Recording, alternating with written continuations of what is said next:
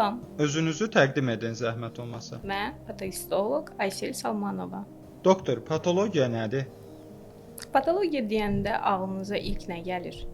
Düzünü deyin, çoxunuzun gözünün önündə Dexter serialında ya da CSI serialındakı otopsiya səhnələri ya da cansız insan bədənləri, düzdür?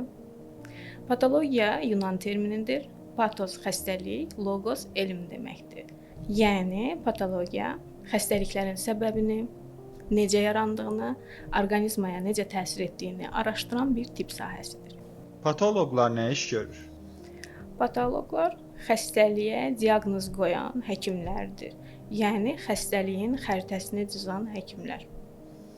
Bu termin doğrudur ki, klinik həkimlər qərar verir, patoloqlar isə dəqiqləşdirir. Doktor, bəs patologiyanın iş prinsipi nədir? Çoxları patologiyanın nə olduğunu və əhəmiyyətini tam olaraq başa düşmür. Biz mikroskopla oyun oynayan tiplər deyilik.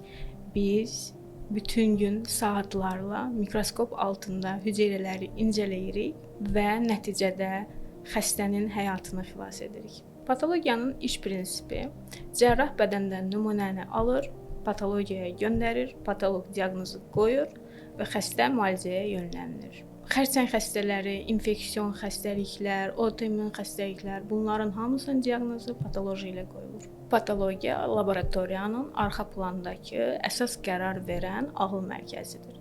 Hər bir xərçəng xəstəliyinin müalicəsi patoloji diaqnoz ilə başlayır. Patologiyanın alt sahələri hansılardır? Patologiyanın bir neçə alt sahəsi vardır. Əsas olanları mən indi sadalayım. Histopatologiya toxumaları incələyir. Sitopatologiya hüceyrələri incələyir. Hematopatologiya qan və sümükçülük xəstəliklərini incələyir.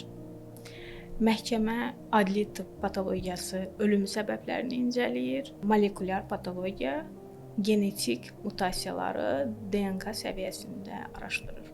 Doktor, patoloqlar gündəlik həyatda nə edirlər? Patoloqlar gündəlik həyatda səhər mikroskop, günorta mikroskop, axşam yenə mikroskop. Bir növ Netflix-in elmi versiyası. Gündəlik həyatda patoloq mikroskop altında şiş toxumasını, tumoru araşdırır. Laborator analizləri ilə klinik məlumatları birləşdirib bir nəticəyə gəlir. Klinik həkimləri yönləndirir. Məsələn, bir diaqnoz veririksə, adenokarsinoma diaqnozu və onun altında klinik həkimi yönləndirən qeydlər qoyuruq. İlk növbədə gastrointestinal sistemi araşdırın və ya ilk növbədə ağciyəri araşdırın deyə klinik həkimi yönləndirə bilirik. Çətin hallarda komanda ilə məsləhətləşirik, konsilium edirik. Bəli, biz patoloqlar nadir halda xəstə ilə birbaşa təmasda oluruq. Lakin xəstə və onun xəstəliyi haqqında geniş məlumata sahibik. Bütün patoloqlar otopsiya edirmi? Xeyr, bütün patoloqlar otopsiya etmir. Otopsiya patologiyanın məhkəmə, yəni adli tibb tərəfidir. Otopsiya nəyə görə edilir? Ölüm səbəbini araşdırmaq üçün, hüquqi məsələlər üçün, ailəvi, genetik dəyişiklikləri, səbəbləri araşdırmaq üçün. Bunu deyim ki, COVID pandemiyası zamanı otopsiya xəstəliyin səbəbini araşdırmaqda əsas rol oynadı. Hələ də cəmiyyətdə tabu olsa da, otopsinin elmin inkişafında çox mühüm yeri var. Texnologiya və süni intellektin patologiyaya təsiri nədir? Bəli, mikroskop hələ də var, amma işin içinə texnologiya və süni intellekt də daxil olmağa başlayıb. Bunun mənfi və müsbət tərəfləri var. Mən istəyərdim ki, bu gün müsbət tərəflərindən danışam. Məsələn, digital patologiyada biz bir biopsiyanı skan edib, bunu digital platformaya yerləşdirib, Amerikadakı, Türkiyədəki və ya Avropadakı hər hansı bir mütəxəssislə konsultasiya edə bilirik və bu doğru diaqnozun qoyulmasında çox böyük rol oynayır. Süni intellektə gəldikdə isə hüceyrə tanıma alqoritmaları var. Onlar atipik hüceyrələri təsbit edirlər, sayırlar və diaqnozun qoyulmasında kömək edirlər. Amma unutmayaq ki, əsas işi insan və insan gözü görür. Patologiya niyə önəmlidir?